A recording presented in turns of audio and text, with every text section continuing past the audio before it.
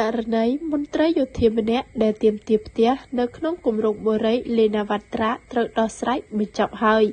ចំនួនរបស់មន្ត្រីយោធាជាមួយនឹងគម្រោងបូរីរបស់អ្នកអង្គការលេណាវ៉ាត្រាដែលត្រូវបានប្រជាពលរដ្ឋចែកចាយពេញបណ្ដាញសង្គមនោះត្រូវដោះស្រាយបញ្ចប់ហើយនៅថ្ងៃទី14ខែមករាឆ្នាំ2026នេះក្រមការសម្របសម្រួលរបស់ក្រមការងារក្រសួងរៀបចំដែនដីនគររូបនីយកម្មនិងសំណង់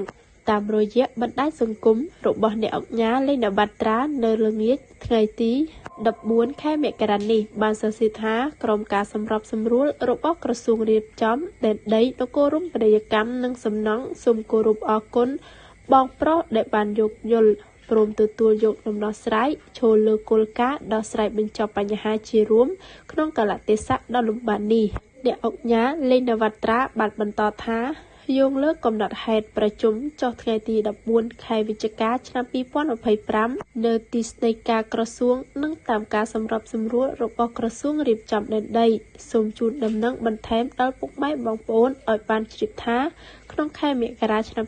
2026នេះក្រមការងារបូរីបានរៀបចំបន្តសាងសង់តាមស្មារតីអង្គប្រជុំ